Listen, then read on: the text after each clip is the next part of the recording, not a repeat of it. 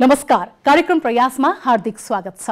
17 वर्षसम्म अमेरिकामा अध्ययन र कर्म गरी मातृभूमि नेपाल फर्किएका एकजना नेपाली जो विगत 1 दशकदेखि नेपाल र नेपालीका लागि आफ्नो जीवन र कर्म स्वदेशमा समर्पण गरिरहेका छन्। उद्यमशीलताको माध्यमबाट आर्थिक रूपान्तरणको रेखा कोर्दै युवा र सरकार बीचमा विश्वासको पुल बनिरहेको एउटा अभियान। युवाको आवाजलाई सरकारमा संस्थागत गर्नदेखि सार्वजनिक नीति मार्फत राष्ट्र निर्माणमा योगदान गर्न तत्परहरूलाई समेट्न प्रयासरत दायित्व अभियान। ग्रामीण भेगमा समेत उद्यमशीलता र रोजगारी वृद्धिसँगै सरकारको सुशासनलाई सशक्तिकरण गर्ने हेतुले सरकारका विभिन्न तहका नेतृत्वहरूलाई प्रशिक्षण समेत दिँदै आएको दायित्व अभियानले आफ्नो दायित्व कसरी पूरा गर्दै आएको छ। स्वागत गरौं दायित्व अभियानका कार्यकारी अध्यक्ष डाक्टर पुकार मल्ललाई। नमस्कार, यहाँलाई हार्दिक स्वागत छ कार्यक्रम प्रयासमा। नमस्कार। दायित्व अभियान भनेर मैले सुरुदेखि जोडिरहेको छु नि त, हैन? दायित्व पूरा गर्नको लागि तपाई विदेशबाट स्वदेश फर्कनु भयो। 17 वर्षको अमेरिका बसाइपछि कस्तो दायित्व बोध भएर फर्किनु भएको, सुरुवात त्यहीबाट गरौं। जब अमेरिका गइयो, अमेरिका जाने बेलामा नै मलाई के चाहिँ लाग्थ्यो भने म नेपाल फर्किन्छु, यहाँ केही गर्छु जस्तो लाग्थ्यो त्यतिखेर, हैन? तर अब किन भन्नाले के गर्छु, कसरी गर्छु, कहिले गर्छु त्यो चाहिँ थाहा थिएन। अब त्यो बिउ सायद किन पनि रोपियो भने जस्तो स्कुलहरुमा म पढेँ यहाँ, हैन? अब त्यो पढ्दै गर्दाखेरि म पढेको स्कुलहरु सेन्ट जेभियर्स वा बुढानी कण्ठमा चाहिँ यो समुदायसँग काम गर्नुपर्छ, सेवाको भावनासहित काम गर्नुपर्छ भन्ने कुराहरु थियो। मेरो बुवा पनि नेपाल सरकारसँग काम गर्नुभयो, हैन? त्यसपछि त्यो सेवाको भावना। सो अब अमेरिकामा गएपछि चाहिँ अनि एउटा लामो समय बस्दाखेरि दुईवटा कुरा हुँदो रहेछ कि एउटा आफ्नो परिवारसँग पनि टाढा बसियो अनि त्यो पनि एउटा अभाव, अनि अर्को चाहिँ देशमा पनि धेरै किसिमका परिवर्तन आए कि त्यतिखेर, है? यो 1998 देखि 2015 को बीचमा त कतिवटा चेन्जेसहरु आए नि, हैन? देशको सोशल, इकोनोमिक, पोलिटिकल धेरै कुराहरु परिवर्तित भए। अनि त्यो क्रममा आफूले केही गर्न नपाएको अनुभूति हुन्छ नि, त्यसले गर्दाखेरि चाहिँ त्यो एकदम अप्ठ्यारो हुने कि कहिले के गरौँ भन्ने जस्तो लाग्ने। त्यसले गर्दाखेरि मलाई एउटा पोइन्टमा पुगेपछि चाहिँ के लाग्यो भने त्यहाँ पनि अब विभिन्न किसिमले नेपाली युवाहरूलाई सङ्गठित गर्ने प्रयास त गरिरहेको थियो। नेपालको युवा भनेर संस्था नै दर्ता थियो अमेरिकामा हो। सन् 2013 मा चाहिँ नेपालको युवा भन्ने संस्था हामीले त्यहाँ दर्ता गर्यौं। त्यहाँ भएका युवाहरूलाई सङ्गठित गर्ने हेतु हामीले दर्ता गर्यौं। अनि त्यहाँको युवाहरूलाई सङ्गठित गरेर अनि त्यो त्यहाँको सोच, त्यहाँको स्रोतहरूले चाहिँ यहाँको यो जुन परिवर्तनका वाहकहरू छ नि, यङ चेन्ज एजेन्ट्सहरू, उहाँलाई सपोर्ट गर्ने हिसाबले काम गरिरहेका थियौं। त्यो गर्दै जाँदाखेरि अब एउटा पोइन्ट यस्तो आयो जहाँ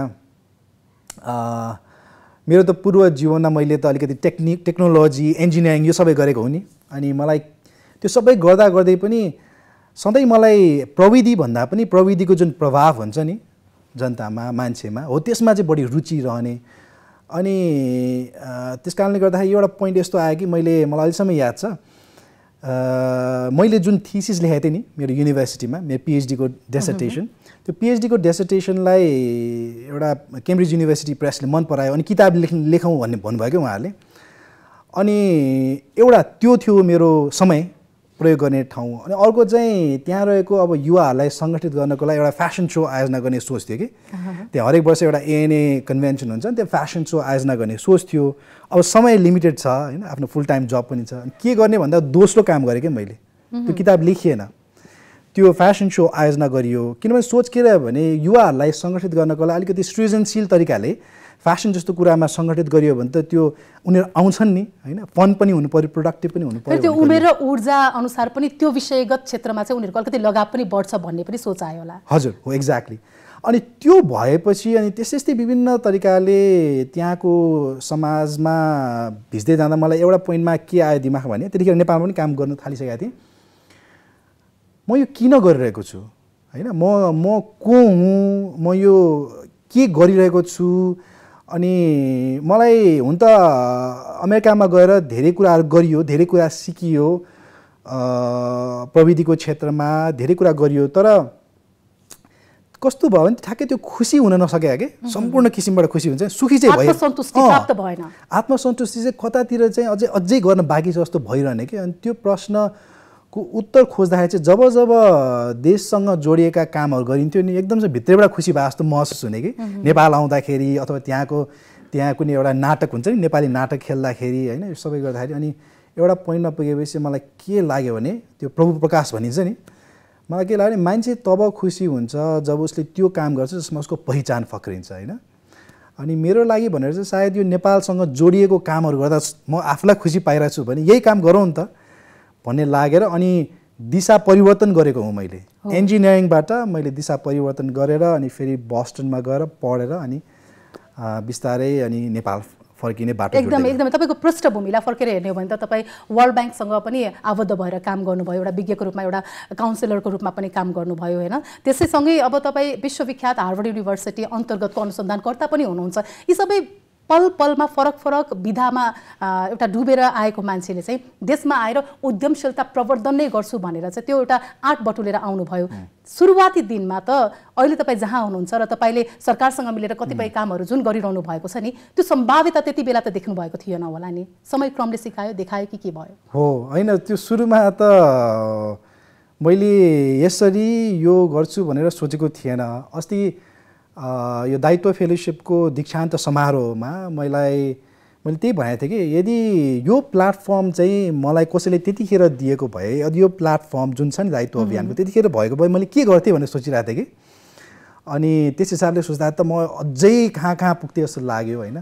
त्यतिखेर थिएन त्यो बेलामा नभएको कारणले गर्दाखेरि नै यो गर्नु परेको हो होइन अब यो तपाईँले जुन विभिन्न विधाहरूमा म जुन सहभागी भयो भन्नुभयो नि त्यो चाहिँ उपयोगी भए होइन किनभने अब जस्तो मेरो इन्जिनियरिङको ब्याकग्राउन्डले गर्दाखेरि मैले समस्याहरूलाई स्ट्रक्चर गरेर सोच्न सकेँ होइन अब मेरो थिएटर यो सबैको ब्याकग्राउन्डले गर्दाखेरि चाहिँ त्यसको त्यो आर्टिस्टिक पक्षलाई केलाउन सकेँ होइन त्यसपछि विश्व ब्याङ्कमा काम गरेको हुनाले गर्दाखेरि त्यहाँ भारत चीन घाना आदि इत्यादिको होइन नवप्रवर्तन नीतिहरूमा काम गरेको हुनाले देशको विकासलाई अलिकति यो पोलिसी लेभलबाट हेर्न सकेँ अब यो सबै कुराहरूलाई लिएर आउँदाखेरि त त्यो राम्रो भयो तर त्यतिखेर कुनै त्यस्तो प्लेटफर्म ठ्याक्कै थिएन जसले गर्दाखेरि नै यो प्लेटफर्म बनाउनु परेको हो एक्चुअली त्यही नै सोच थियो कि मलाई अहिले त्यही लाग्छ कि म जस्तो मान्छेलाई अमेरिकामा 17 वर्ष बिताएपछि नै फर्किनु पर्ने किन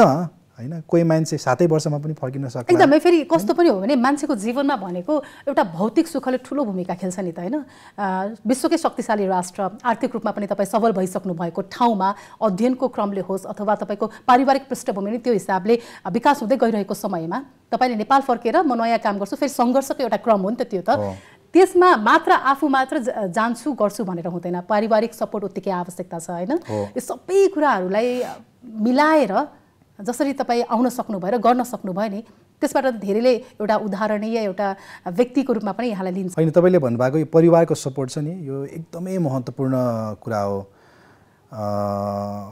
मेरो बुवा पनि कुनै बेलामा देशमा के गर्छु भनेर ब्याङ्ककमा पढिरहनु भएको थियो फर्किनु भयो होइन म फर्किने क्रममा अब मेरो श्रीमतीले फर्किन मान्नुभयो उ त हुन त मसँग विवाह नभए पनि ऊ आफै फर्किन्थ्यो होला हाम्रो कुरा एकदम मिल्छ अनि ऊ पनि समय मिलाएर आउन तयार होइन अनि त्यसपछि यहाँ आएपछि चाहिँ एक तहको भौतिक पूर्वाधार पनि बुवा मुवाले बनाउनु भएको थियो नि त होइन त्यो पनि महत्त्वपूर्ण छ फेरि होइन तर त्यति हुँदाहुँदै पनि त्यो सङ्घर्ष चाहिँ छ किनभने मैले अघि भने जस्तै एउटा त्यो यो जुन म आउनुको कारण भनेको जस्तो प्रणाली छ त्यो प्रणालीमा केही परिवर्तन गर्न सकियोस् भनेर हो होइन त्यस कारणले गर्दाखेरि त्यहाँ त सङ्घर्ष हुने नै भयो त त्यसबाहेक पनि दैनिक रूपबाट आउने अनेकन चुनौतीहरू छन् होइन चाहे त्यो परिवारभित्र होस् चाहे त्यो समाजमा होस् अझै सबैभन्दा महत्त्वपूर्ण त आफूभित्र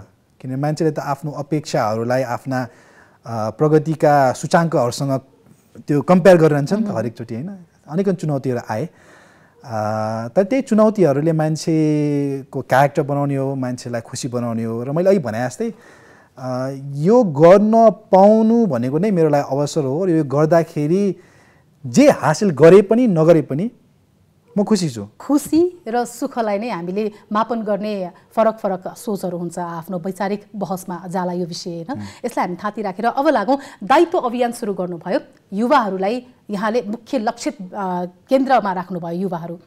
अब सुरुवाती दिनमा यहाँले भेटेका युवाहरू कस्तो हुनुहुन्थ्यो? आर्थिक सबलीकरणको त्यो तपाईँको त्यो लक्ष्यमा उहाँहरूको त्यो मिलान कसरी गर्न सक्नुभयो?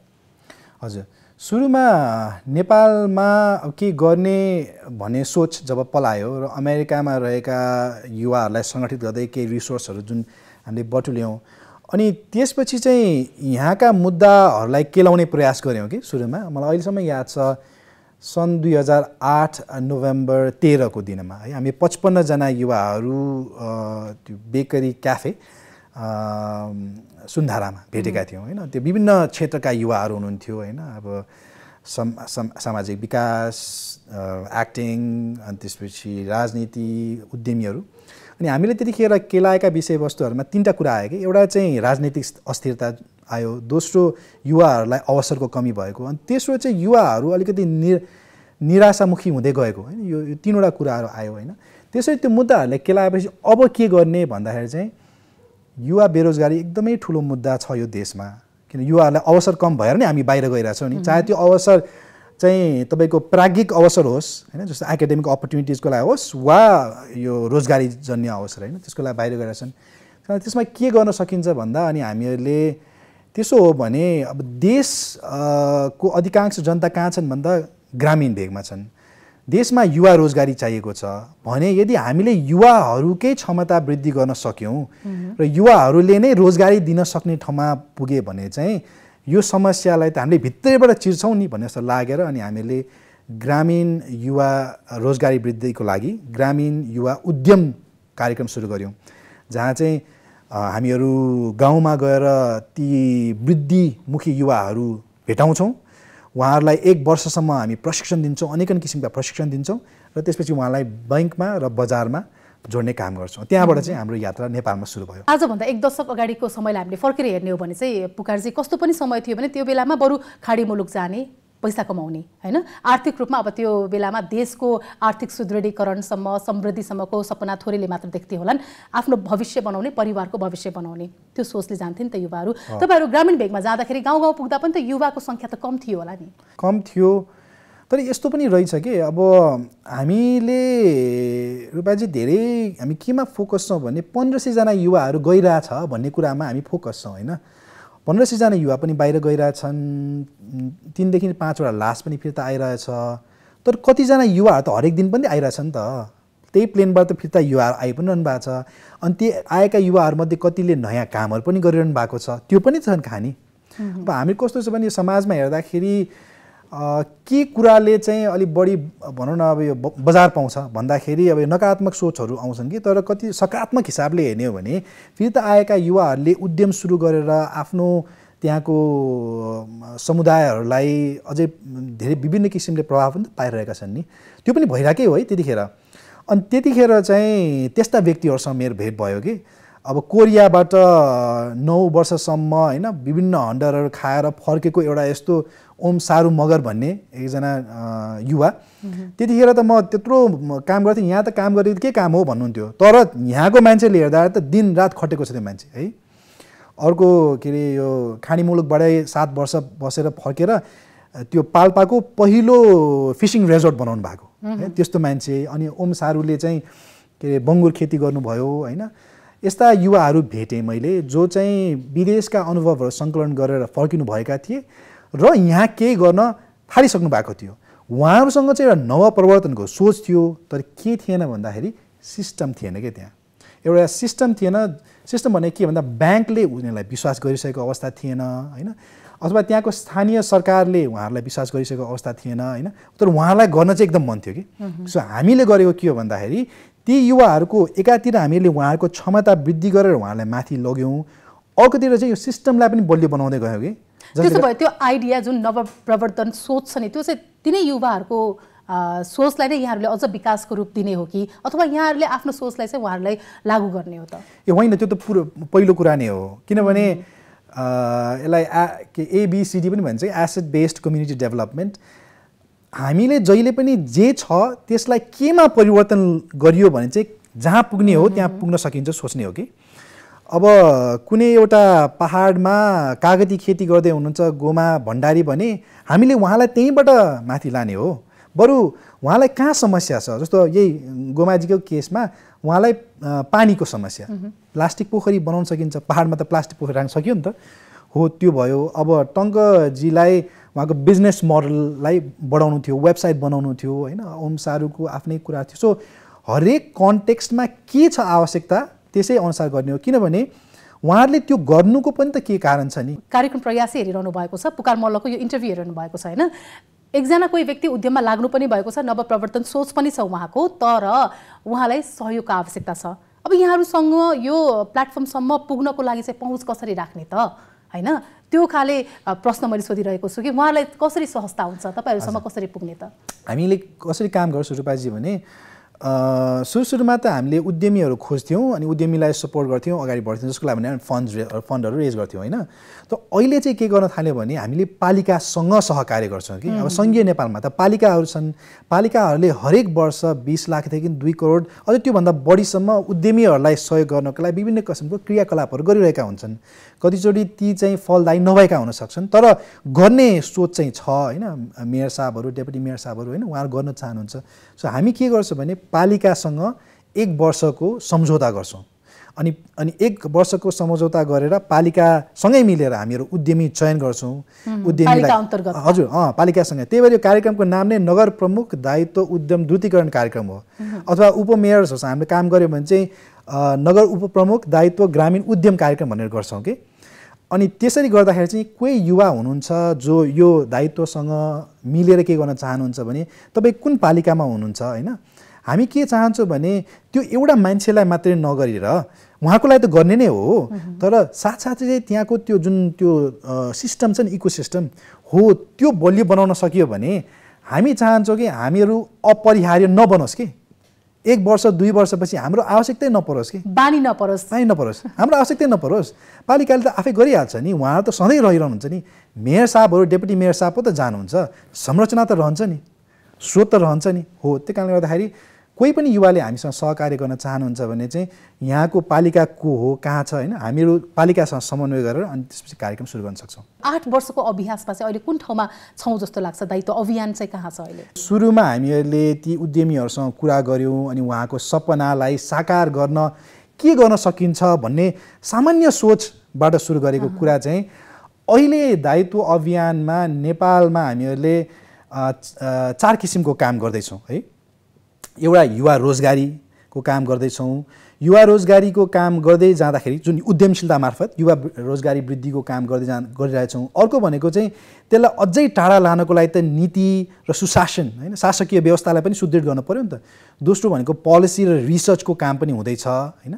अनि तेस्रो भनेको चाहिँ यो सबै कुराहरू गर्दै जाँदाखेरि त व्यवहारिक परिवर्तन, मानसिकतामा परिवर्तन चाहिन्छ नि त। त्यो कारणले गर्दा तेस्रो खालको काम भनेको चाहिँ नेतृत्व विकास, त्यो काम पनि गर्दैछौँ। र चौथो कुरा भनेको, र सायद मेरो पृष्ठभूमिले गर्दाखेरि पनि होला, यो सबै काममा चाहिँ डायस्पोरालाई इङ्गेज गर्नु पऱ्यो नि, हाम्रो आप्रवासी नेपालीहरूलाई इङ्गेज गर्नु पऱ्यो। अनि त्यसपछि तेस्रो काम भनेको चाहिँ यो डायस्पोरालाई मोबिलाइज गर्ने काम पनि गर्दैछौँ। यो 4वटा काम चाहिँ दायित्व अभियानभित्र 4वटा संस्थाहरू छन् कि अहिले। संस्थाहरूकै पनि एकचोटि नाम बताइदिनुहोस्। हजुर, दायित्व अभियान को हाम्रो मूल दूरदृष्टि भनेको एउटै कुरा हो, एउटा उद्यमशील नेपाल जहाँ हरेक व्यक्तिसँग समृद्ध भविष्य उद्यम होस् अथवा समृद्ध भविष्यको लागि केही न केही सृजना गर्न सक्ने क्षमता होस्, अवसर होस् होइन, त्यो भयो। अनि त्यो गर्ने क्रममा हाम्रो भिजन र भ्याल्यु सेम हो, तर हाम्रो संस्थाहरू चाहिँ एउटा दायित्व भयो। दायित्व एउटा एनजिओ हो जसले रोजगारी वृद्धिको लागि उद्यमशीलतामा काम गर्छ, ग्रामीण उद्यमशीलतामा। दोस्रो नेपाल लिडरसिप एकाडेमिक भन्ने संस्था भयो होइन। यो एकाडेमीले चाहिँ नेतृत्व विकासको लागि विभिन्न प्रशिक्षणहरू तयार पारेको छ। नेपाली परिप्रेक्ष्यमा हामी सबै नेपाली केस स्टडिजहरू प्रयोग गर्छौँ, प्रयोग गरेर अनि युवाको, सरकारको होइन, राजनीतिकर्मीको, उद्यमीको, विभिन्न चेन्ज एजेन्ट्सहरूको उहाँहरूको नेतृत्व विकासको काम गर्छौँ। तेस्रो भनेको चाहिँ यो गभर्नेन्स ल्याब भन्ने एउटा संस्था छ जसले चाहिँ सरकारलाई अलि नयाँ किसिमले सोच्नको लागि एकदम गहिरो र गहन अनुसन्धान गरेर हाई क्वालिटी पोलिसी रिसर्च गरेर काम गर्छौँ। त्यसमा अब नेपालकै हुन्छ नि यो इकोनोमिस्ट्सहरू भयो अथवा अन्तर्राष्ट्रिय विभिन्न युनिभर्सिटीहरूको पोलिसी रिसर्चर्सहरू प्रोफेसर्सहरू अहिले येल विश्वविद्यालयसँग हामी काम गर्दैछौँ होइन उहाँहरूलाई मोबिलाइज गरेर अनि पोलिसी रिसर्चको काम गरेर सरकारलाई नीति निर्माणमा सहयोग गर्छौँ भने चौथो संस्था भनेको चाहिँ अमेरिकामा छ यो नेपाल राइजिङ भन्ने संस्था अनि नेपाल राइजिङले चाहिँ त्यहाँको डायस्पोरालाई मोबिलाइज गर्ने र त्यहाँको त्यो ऊर्जा त्यहाँको स्रोतहरू त्यहाँको ज्ञानलाई चाहिँ यहाँसँग कनेक्ट गर्ने काम गर्छ यस हिसाबले चाहिँ त्यो दिन हामीहरूले भेटेको केही उद्यमीहरूसँगको कुराकानी चाहिँ आजको दिनमा अभियान स्वरूप आउँदाखेरि दुईवटा कुराहरू भए एउटा चाहिँ यो सङ्ख्यात्मक हिसाबले हामीहरू धेरै अगाडि बढिसक्यौँ होइन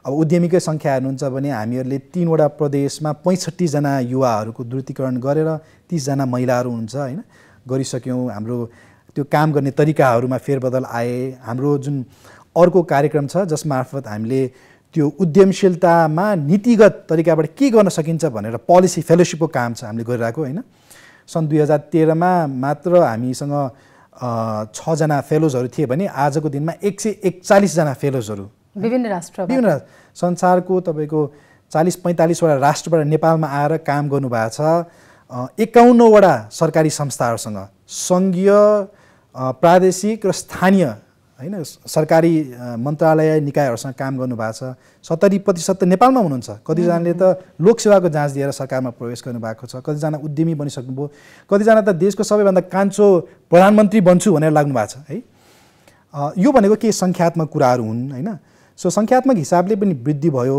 तर अर्को भनेको चाहिँ हाम्रो इन्स्टिट्युसनल कुरा भयो कि होइन त्यो इन्स्टिट्युसनल कुरा भनेको संस्था कसरी बलियो हुँदै गयो संस्थाले गर्ने काम कसरी दिगो हुँदै गयो भन्ने कुरा पनि आउँछ नि त अनि त्यहाँ चाहिँ यो 4वटा संस्थाहरू फरक फरक नेतृत्व छ फरक फरक टिम्सहरू छ उहाँहरूले गरिरहनु भएको छ होइन म सबै ठाउँमा चाहिँदैन अघि मात्रै हामी कुरा गरेको थियौँ नि दायित्व अभियानको दायित्व भन्ने संस्थाले चाहिँ यो हप्ताबाट नयाँ एक्जिक्युटिभ डाइरेक्टर पायो है पहिलो दायित्वको एक्जिक्युटिभ डाइरेक्टर होइन म त चेयरपर्सन भएँ एक्जिक्युटिभ डाइरेक्टर पाएँ अब उहाँ पनि 12 वर्ष अमेरिका बसेर काम गरेर नेपालमा 4-5 वर्ष बसेर काम गरेर अनि यसमा आउनु भएको छ होइन भन्न खोजे मैले के हो भने जुन ठाउँबाट सुरु गर्यो त्यहाँदेखि यहाँसम्म आउँदाखेरि चाहिँ सङ्ख्यात्मक हिसाबमा पनि वृद्धि भएको छ जसले प्रभाव देखाउँछ अर्को भनेको चाहिँ संस्थागत हिसाबबाट पनि प्रभाव भएको छ जसले गर्दाखेरि चाहिँ हाम्रा यी विभिन्न संस्थाहरू आए होइन अब त्यो टिम्सहरू पनि वृद्धि भएको छ र तेस्रो कुरा भनेको नवप्रवर्तन भन्छु कि हामीले गर्ने नयाँ नयाँ कुराहरू पनि वृद्धि भइरहेका छन् सो यस हिसाबले चाहिँ जहाँ थियौँ त्यहाँबाट धेरै अगाडि आएका छौँ तर अझै पनि गर्न चाहिँ धेरै बाँकी छ किनभने आखिरमा मैले भने नि त्यो उद्यमशील देश बनाउनको लागि उद्यमशील मानसिकता स्थापना गर्नु पर्यो उद्यमशील मानसिकता भनेको त 10 वर्षमा पनि त्यतिकै बन्दैन समय लाग्न सक्छ तर असम्भव छैन भनेर चाहिँ बुझ्न सकिन्छ जस्तो अब यो विदेशमा रहेका नेपाली जो चाहिँ दायित्व फेलोशिप अन्तर्गत आउनु भयो भने नेपालमा आएर कुनै पनि सरकारी निकाय अन्तर्गत होस् जुनसुकै सरकारको तहमा भएर पनि त्यहाँ अन्तर्गत काम गर्नुहुन्छ नि काम सिक्नुहुन्छ र सिकाउनु पनि हुन्छ उहाँहरूले यसले चाहिँ सिधा फाइदा चाहिँ कस्तो प्रकारले हुने रहेछ किनकि धेरै एक्जाम्पलहरू यहाँहरूसँग छ एक दुईवटा एक्जाम्पल अलिकति सेयर गरिदिनु भयो भने हामीलाई अझ बुझ्न सजिलो हुन्थ्यो कि यो दायित्व जन प्रशासन फेलोशिप होइन र दायित्व सार्वजनिक सेवा फेलोशिप भनेर हामीहरूले दुईटा फेलोशिप प्रोग्राम्सहरू हामीले रन गर्दै आएका छौँ यो दायित्व फेलोशिप प्रोग्राम भने चाहिँ के भन्दा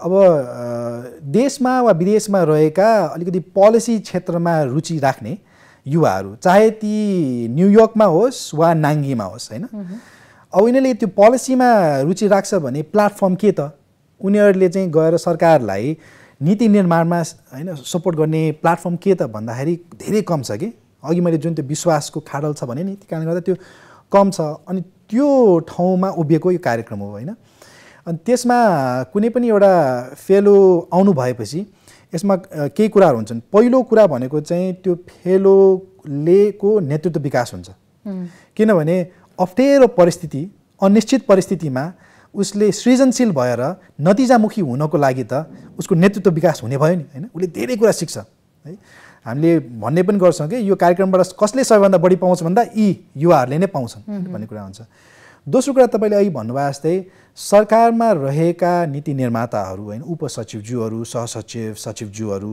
वा मेयर साहब डेपुटी मेयर साहबहरू उहाँहरूले चाहिँ केही नयाँ सोचहरू पनि पाउनुहुन्छ कि होइन अब जेनरली कस्तो हुन्छ नि सरकारले अब यो कन्सल्टेन्ट्सहरूलाई मोबिलाइज गरेर हुनसक्छ नि अरू देशका अब त्यो कन्सल्टेन्ट्सहरू त्यो पनि त्यसको पनि आफ्नै फाइदा होला तर यहाँ आफ्नै देशका युवाहरू होइन एकदम 101 युवाहरू होइन एकदम ऊर्जा उत्साह र प्रतिभा बोकेका युवाहरू छन् भने उहाँलाई किन मोबिलाइज नगर्ने तर त्यो कनेक्सन हुँदैन नि कहाँ छन् उहाँहरू होइन सो त्यो कनेक्सन भेटेर केही नयाँ सोचहरू पनि पाउनुहुन्छ दोस्रो कुरा त्यो भयो यसको फाइदा होइन त्यो मिलाइदिने काम यहाँहरूले गर्नुहुन्छ मिलाइदिने काम गर्छौँ र तेस्रो र मलाई एकदमै महत्त्वपूर्ण लाग्ने कुरा के हो भने नि रूपाजी विश्वास के यो दुईटाको बिचमा विश्वास भएन भने सिंहदरबार र युवाको बिचमा जति देखिन्छ नि अग्लो त्यो पहाड होइन त्योभन्दा पर्खाल त्योभन्दा धेरै अग्लो छ के त्यो त्यही कारणले गर्दा सरकारले पनि आफ्नो छवि होइन बनाउनु पर्ने छ नि त सधैँ अब युवाले चाहिँ सरकार इनइफेक्टिभ र करप्ट छ भन्ने अथवा सरकारले चाहिँ युवा चाहिँ इम्पेसेन्ट छ र इनएक्सपिरियन्स छ भनेर त भएन नि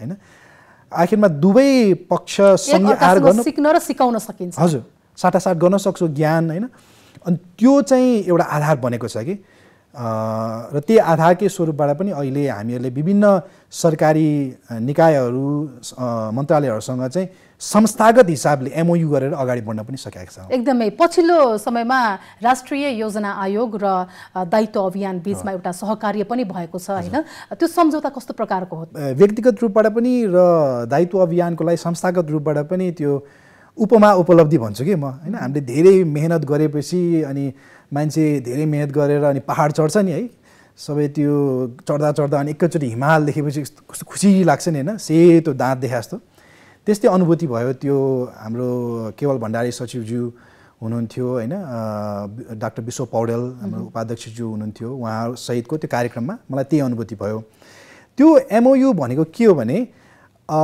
युवाको आवाजलाई सरकारमा संस्थागत गर्ने हेतुले भएको त्यो एमओयू हो अब नेपाल सरकारसँग काम गर्दाखेरि नीतिको लागि एपेक्स इन्स्टिट्युसन होइन को हो भन्दाखेरि त राष्ट्रिय योजना आएको नीतिको लागि होइन अरूमध्ये एउटा त्यो भयो अनि त्यहाँ चाहिँ यदि युवाको आवाजलाई चाहिँ नीतिगत रूपबाट हामीले लान सक्यो भने त धेरै राम्रो भयो अनि त्यस हिसाबले त्यसमा केही कुराहरू छ जुन हामीले गर्छौँ भनेका छौँ एउटा चाहिँ विभिन्न यो क्षेत्रहरूमा हामीले नीतिगत अनुसन्धान गर्छौँ मिलेर कतिवटा कुराहरूमा पैरवी पनि गर्न सक्छौँ है नयाँ नीति ल्याउनु पऱ्यो भने त पैरवी गर्नु पऱ्यो विभिन्न मन्त्रालयहरूलाई सङ्गठित गर्ने प्रयास पनि गर्नु पऱ्यो अनि अर्को भनेको चाहिँ यो सरकारको शासकीय प्रणालीहरूलाई पनि सुदृढ गर्नको लागि त्यहाँ नवप्रवर्तनहरू चाहिन सक्छन् है त्यसमा पनि हामी काम गर्न सक्छौँ भनेर नै यो एमओयू सुरु गरेका छौँ ती नवप्रवर्तनहरू पनि यहाँहरूले जुन अघि फेलोसिप मार्फत आउनुभएको नेपालीहरू हुन्छ नि उहाँहरू नै हो कि अरू पनि हुनुहुन्छ होइन अरू पनि छन् अब रिसेन्टली चाहिँ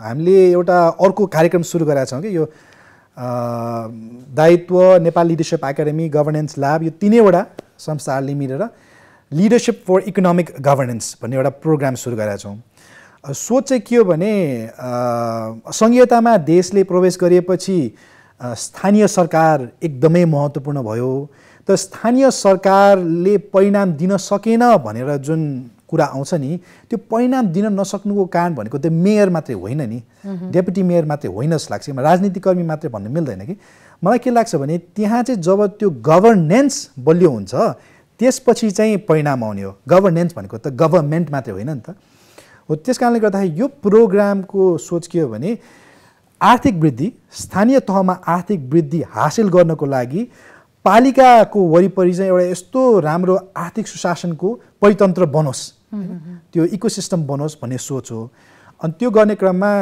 यो प्रोजेक्ट अन्तर्गत चाहिँ यो वर्ष हामीहरूले लुम्बिनी प्रदेशका 3वटा पालिकामा काम गर्दैछौँ रूपन्देहीको तिलोत्तमा गुल्मीको मुसिकोट र यो नवलपरासीको सुनवल यो 3वटा पालिका फरक फरक राजनैतिक नेतृत्व भएको ठाउँहरू उहाँहरूसँग काम गर्दैछु उहाँहरूले एउटा निर्देशन समिति बनाउनु भएको छ मेयर साहबको अध्यक्षतामा अनि त्यहाँ राम्रो कुरा के छ भने पोलिटिसियन्स पनि छन् ब्युरोक्राट्स पनि छन् अनि त्यहाँ एफएनसिसिआई पनि छ एफविन पनि छ होइन भन्नुको मतलब त्यहाँ त्यो किनभने सुशासन अहिले मैले भने जस्तै सरकार मात्रै होइन नि ब्युरोक्राट्स मात्रै होइन सिभिल सोसाइटी पनि छ प्राइभेट सेक्टर छ एकाडेमिक सेक्टर छ त्यो समिति छ अनि हामीहरूले उहाँहरूको एउटा नेतृत्व पोलिसी लिडरसिपको कोर्स तयार पारेछौँ कि 6वटा मोड्युलको पोलिसी लिडरसिपको कोर्स तयार पारेका छौँ नेपाल सरकारको पूर्व सचिव कृष्ण गेवालीज्यू म हामी मिलेर तयार पारेछौँ अनि त्यो चाहिँ उहाँहरूले मोड्युल्सहरू लिनुहुन्छ अनि त्यसपछि चाहिँ नेपालमा त धेरैवटा यस्ता समितिहरू पनि छन् धेरैवटा प्रशिक्षण पनि पाउँछौँ नहुने भनेको त नतिजा नहुने हो नि त त्यस कारणले गर्दा यो टिमहरूले चाहिँ अनि 100 दिने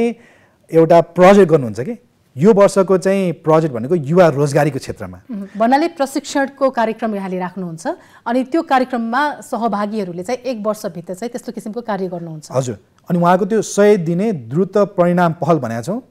100 दिनमा उहाँहरूले चाहिँ एउटा नतिजा हासिल गर्ने कि जस्तो तिलोत्तमाले के भन्नुभएको छ भने 60 जनालाई हामी युवाहरूलाई प्रशिक्षण दिन्छौँ, त्यो प्रशिक्षणमध्ये म 50% चाहिँ दर्ता गराउँछु, उहाँहरूको व्यवसाय दर्ता गराउँछु भनेको छ होइन। मुसिकोटले त्यस्तै गर्न 100 जनालाई प्रशिक्षित गर्छु अनि यतिजनालाई चाहिँ दर्ता गराउने, यतिजनाले लोन पाउने होइन। सुनोलले पनि त्यस्तै लक्ष्य राखेको छ। सुनोलमा चाहिँ महिला उद्यमशीलतामा केन्द्रित हुनुहुन्छ। सो यो लिडरसिप फर इकोनोमिक गभर्नेन्स भन्ने प्रोजेक्टले चाहिँ पालिकाहरूको आर्थिक सुशासन क्षमता वृद्धि गर्नको लागि उहाँको पोलिसी लिडरसिप क्यापासिटी पनि बिल्ड गर्ने, अलिकति म्यानेजमेन्ट क्यापासिटी पनि बिल्ड गर्ने। यो वर्षको थिम चाहिँ युथ एम्प्लोइमेन्ट हो। जो उद्यममा लागिरहेका छन्, लाग्न लागेका छन्, उनीहरूलाई मात्र नभएर यहाँले भने जस्तै पालिका स्तरका जो सम्बन्धित सरकार व्यक्तित्व हुनुहुन्छ उहाँहरू पनि सुदृढ हुनु भयो होइन, किनकि एउटा डिसिप्लिनमा ल्याइयो नि त। 100 दिनभित्र केही गर्ने भनेर भनिसकेपछि नतिजामुखी रह्यो। हो, एकदम। यो तस्विर मैले कस्तो देख्छु भने रूपाजी, अब दायित्व अभियानको मूल मन्त्रै भनेको के हो भने एकातिर चाहिँ ऊर्जा र सृजनशीलता सम्पन्न युवाहरू छन्, अर्को भनेको शक्ति र स्रोत सम्पन्न सरकार छ होइन। हुन त सरकार मात्रै होइन, त्यहाँ ब्याङ्क पनि छ, प्राइभेट सेक्टर पनि छ होइन, तर अहिले सरकार भनौँ सम्बन्धित अलिकति शक्ति केन्द्र, शक्ति केन्द्र, पावर। अब यो दुईटा समूह छ, तर पावर त उहाँहरूसँग पनि छ, नभए होइन होइन। तर कस्तो छ भने यहाँ चाहिँ एउटा ट्रस्ट डेफिसिट छ कि, यो विश्वासको खाडल छ होइन।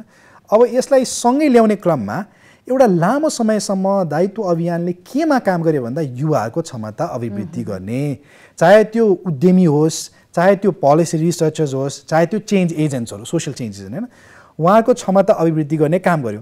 तर यदि उहाँहरू आफू जहाँ छ त्यहीँ बसिरह्यो भने उहाँहरूलाई एक त थप मेहनत पर्ने भयो, कतिचोटि चाहिँ यो नतिजा पनि नदेखिने पनि हुनसक्छ। त्यही कारणले गर्दा उहाँहरूलाई नजिक ल्याउनु पऱ्यो कि।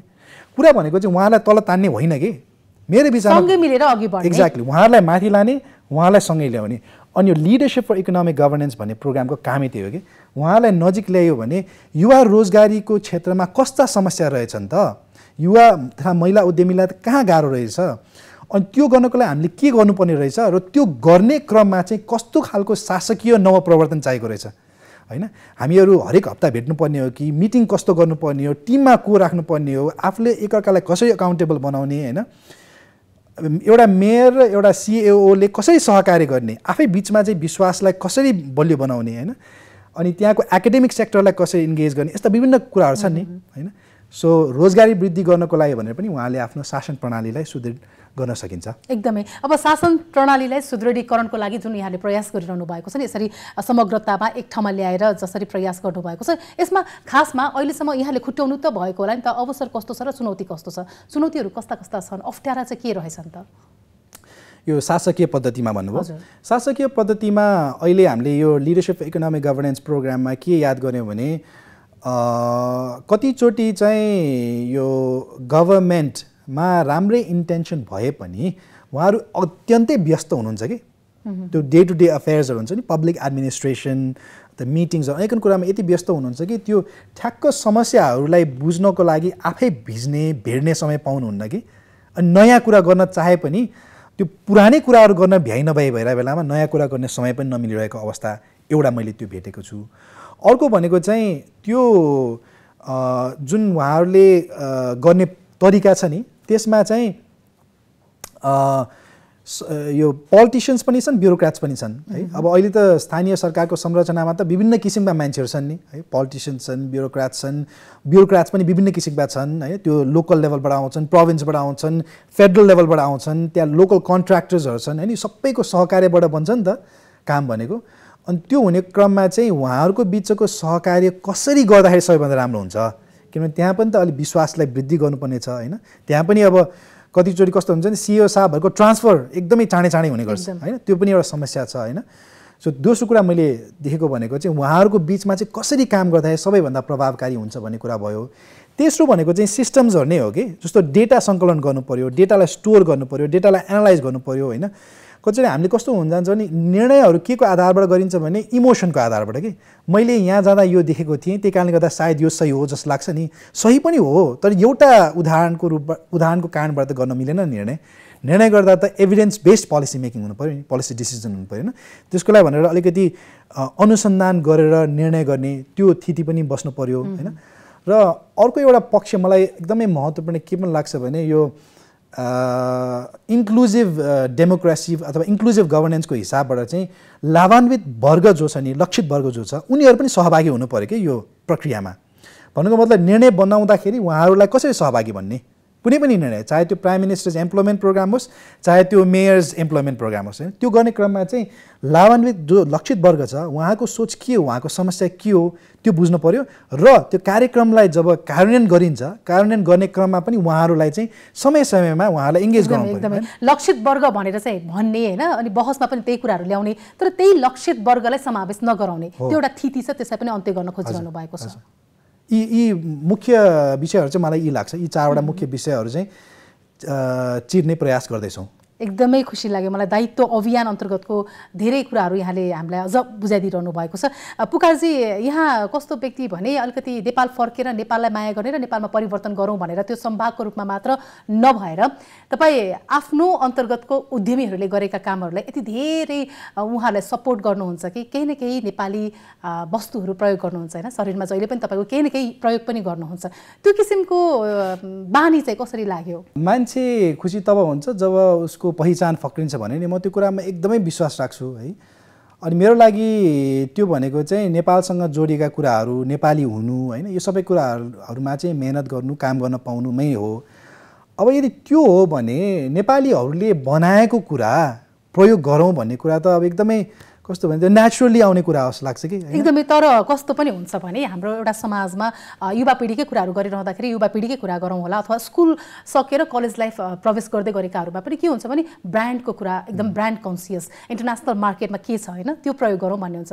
उहाँहरूमा त नेपाली उत्पादन प्रयोग गर्नुपर्छ, नेपाली उत्पादनलाई माया गर्नुपर्छ भन्ने खाले सोच त विकासै गर्न सकेका छैनौँ नि त हामीले होइन र। जबसम्म हामी भित्रबाट तयार हुँदैनौँ नि, बाहिर हामी पराश्रित हुन्छौँ कि त्यो भनेको चाहिँ एउटा मानसिकता हो। त्यो राजनैतिक पराश्रय पनि हुनसक्छ, सामाजिक पराश्रय पनि हुनसक्छ र आर्थिक पराश्रय पनि हुनसक्छ होइन। त्यो हामीले युवा पिँढीमा मात्रै होइन, यो अरू ठाउँमा पनि देख्छौँ। अनि भित्रबाट बलियो हुने भनेको चाहिँ के हो भने अब यी युवाहरूलाई हामीले यो प्रोडक्ट राम्रो छ भन्ने कुरा उनीहरूको दिमागमा छिर्नु पर्यो, वा यो प्रोडक्ट लगाउँदा के हुन्छ भन्ने पनि हुनु पर्यो नि त होइन। जस्तो मैले यो लगाएको छु होइन, यो हाम्रै दायित्वको एकजना उद्यमीले बनाउनु भएको यो ढाकाको कोट हो होइन। यो मेरो विचारमा त्यो राम्रो छ हेर्नुहोस् न है। कति धेरै जसो पुरुषहरूले अलिकति यो रङ्गी बिरङ्गी है लुगा लाउँदैन नि होइन, यसो हेर्दा आफू पनि अलिकति फरक देखिन्छ होइन।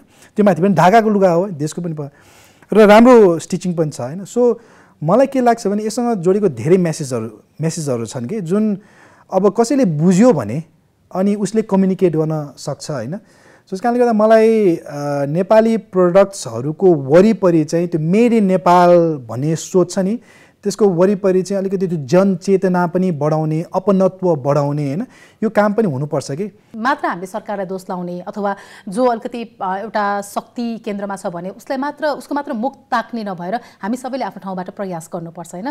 भोलिको आर्थिक सुनिश्चितता आफ्नो परिवारको लागि मात्र नभएर त्यो समाज, त्यो गाउँ, त्यो राष्ट्रकै लागि गर्नुपर्ने छ। समृद्धिको यात्रामा हामी सबै नेपालीले केही न केही हिसाबले योगदान दिन सक्ने रहेछौँ होइन।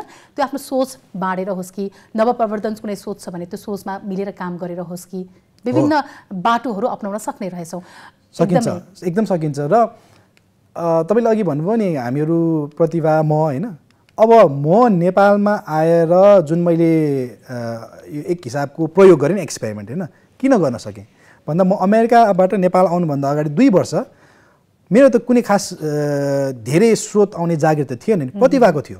ऊ आर्थिक रूपबाट सशक्त भएको कारणले गर्दाखेरि मैले त्यतिखेर त्यो प्रयोग गर्न सकेँ नि त होइन। म नेपालमा फर्केपछि पनि मेरो त एकदमै सामान्य स्यालेरी मैले आफूलाई दिएको हुँ होइन। यसले के पनि देखाउँछु भन्दाखेरि नि भन्दा जब महिलाहरू आर्थिक रूपबाट सशक्त हुन्छन्, पुरुषहरू पनि अगाडि बढ्न सक्छन् कि।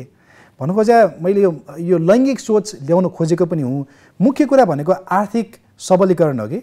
अनि त्यो आर्थिक सबलीकरण हुने बित्तिकै घरमा 3 जना महिला भएर पनि फरक परेन कि। उनीहरू 3 जना आर्थिक रूपले सबल भएपछि त अनि त्यो परिवारको आर्थिक सबलीकरण हुन्छ कि। पुकारजीको जीवनको यो यात्रामा नेपालबाट अमेरिकाको 17 वर्ष बसाई, नेपाल फर्किएर यो 1 दशकसम्मको यो यात्रा सङ्घर्ष पनि छ, यसमा सफलता पनि छ। फेरि यी सबैलाई हेरिरहँदाखेरि हाम्रो मानव जीवन चाहिँ खासमा के रहेछ भनेर तपाईँले यति बेला भन्न सक्नुहुन्छ? मलाई मानव जीवन भनेको चाहिँ के लाग्छ भने एउटा निरन्तर खुसी हुनको लागि गरिने यात्रा हो जस्तो लाग्छ कि हैन। मलाई कस्तो लाग्छ भने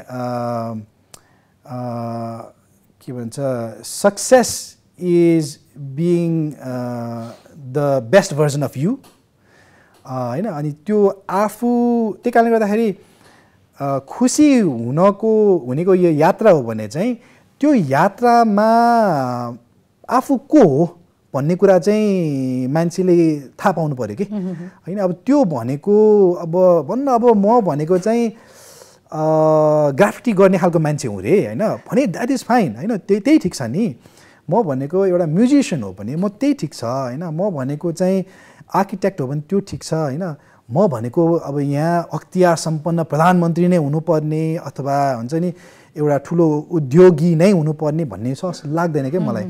सो मान्छे भनेको आफू को हो हैन, त्यो यदि हामीहरूले पहिल्याउन सक्यौँ र त्यो यात्रामा जान सक्यौँ भने चाहिँ हामी खुसी हुने हो। जीवन भनेको चाहिँ निरन्तर त्यो आफ्नो पहिचानलाई बुझ्ने, बनाउने, खुसी हुनको लागि त्यही नै सङ्घर्षको यात्रा हो जस्तो लाग्छ मलाई। अर्को एउटा भनेको चाहिँ अलिकति व्यक्तिगत पनि हुन जाला यो प्रश्न हैन। तपाईँहरू चाहिँ प्यारेन्टिङ पनि यति राम्रोसँग गरिरहनु भएको छ कि हप्तामा 1 दिन श्रीमान घर बस्नुहुन्छ, 1 दिन श्रीमती बसेर हुन्छ कि बच्चाहरूको लागि समय दिनुहुन्छ।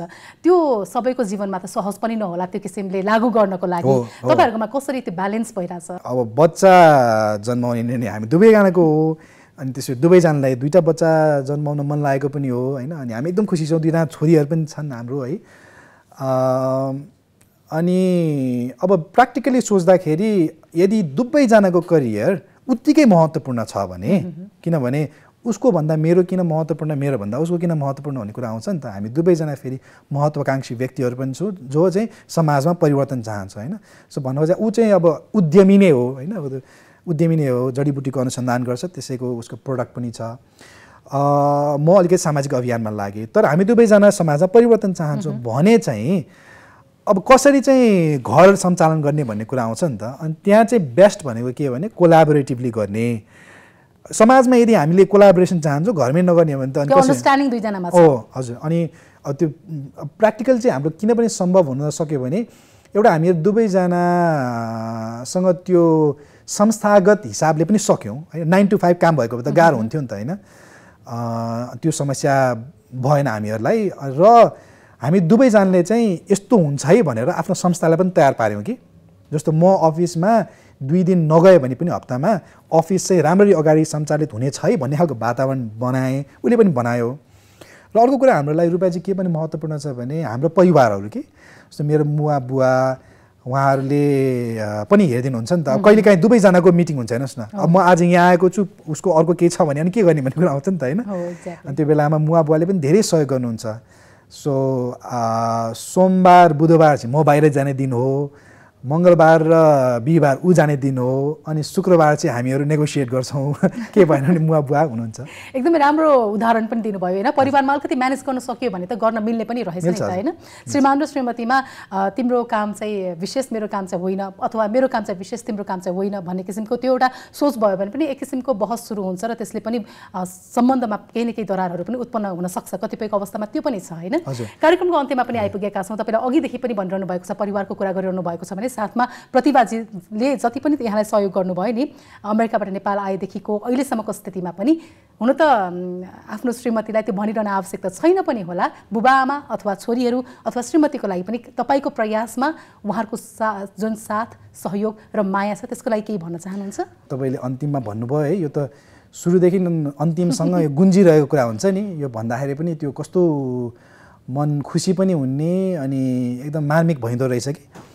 जुन तरिकाले मेरो बुवा मुवाले मलाई हुर्काउनु भयो होइन, मेरो बुवाले गर्नुभएको मेहनत, नेपाल सरकारसँग काम गर्दाखेरिको त्यो मेहनत, अनि इन्जिनियर्सहरूको वरिपरि धेरै किसिमको ऊ छ कि लान्छनाहरू छन् है। उहाँले कस्तो चोखो किसिमले काम गर्नुभयो, त्यो सबै कुराहरू देख्दै हुर्केको हुँ। मेरो मुवाले हुन्छ नि हामीहरूलाई हुर्काउनुको लागि गर्नुभएको मेहनत, आफ्नो परिवारलाई गर्नुभएको फोकस, सबै कुराहरू देख्दै हुर्केको हुँ। अनि त्यो अहिले पनि होइन, अहिले पनि बुवाले के गरिसक्नु भएन, अहिले भर्खर धर्रा बनाउनु भएको छ उहाँले है, धर्रा बनाउनु धेरै कुरा गर्नुभएको छ कि, तर पनि हाम्रो सानो सानो आवश्यकताको वरिपरि उहाँ लागिपर्नुहुन्छ कि है। अनि त्यो अचम्म लाग्छ कि कहिलेकाहीँ मलाई यसो सोच्दाखेरि होइन, म पनि उहाँ जस्तै गर्न सकौँ जस्तो लाग्छ। मेरो मुवाले जे गरिरहनु भएको छ आफ्नो परिवारको लागि होइन, सो उहाँको लागि धेरै धन्यवाद। किनभने उहाँले एउटा यहाँ हाम्रो लागि भनेर एउटा स्टेबल इन्भाइरोमेन्ट दिनुभएको कारणले गर्दाखेरि हामीहरूले यो गर्न सक्यौँ। नत्र भने साँच्चै के हो भने हेर्नुहोस् न, हरेक दिनको बारेमा सोचिरहनु पर्यो भने त गाह्रो हुन्छ नि है।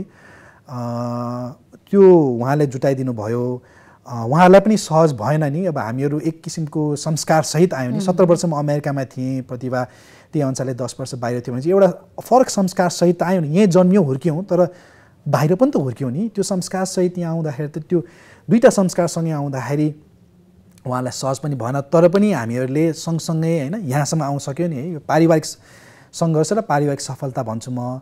अब प्रतिभाको त कति भनौँ है। अब उसले जुन किसिमले मेरो कुराहरू बुझ्यो होइन, नेपालमा फर्किएपछि आय स्रोत निकै कम पनि भएको र के गरिरहेको भनेर मान्छेले नबुझ्ने के मैले त है। अब मान्छेले कतिचोटि कस्तो भन्ठान्थ्यो, यो गर्नुको कारण भनेको पैसा छ कि होइन, यहाँ डलर छ कि भन्ठान्नुहुन्थ्यो होइन, वा यो के होइन भने राजनीति छ भन्ठान्नुहुन्थ्यो होइन।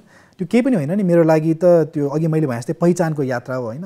त्यो कुरामा उसले विश्वास गरेर होइन, अनि त्यो हडबडाएको दिनहरू, अल्मलीको दिनहरूमा पनि गरेको सहयोग होइन, अनि आजसम्म होइन गइरहेको होइन। हाम्रो पनि सङ्घर्ष छ, तर हामी यहाँसम्म आउन सक्यौँ।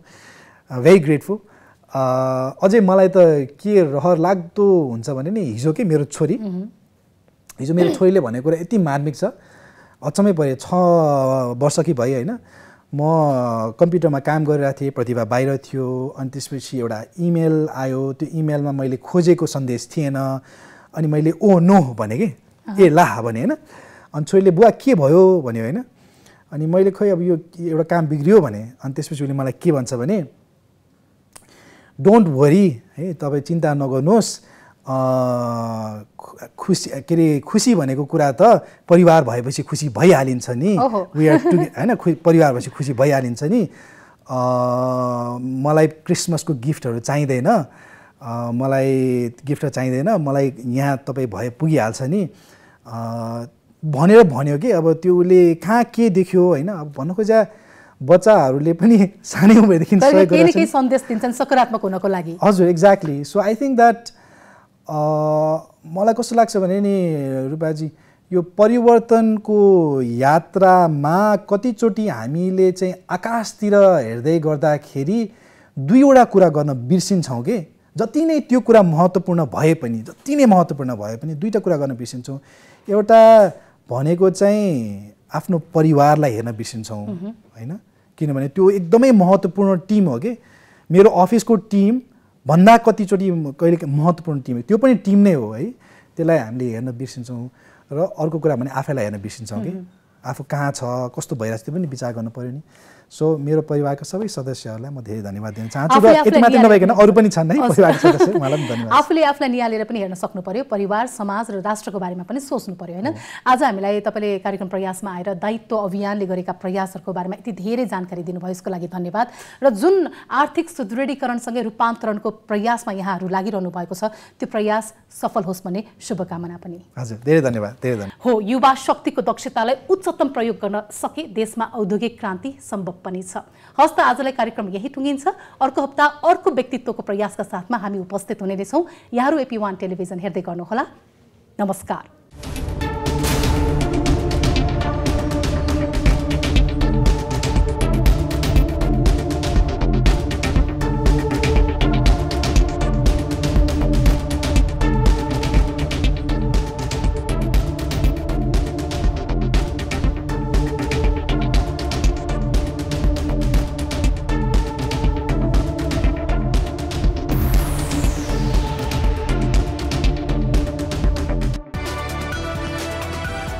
An AP1 presentation.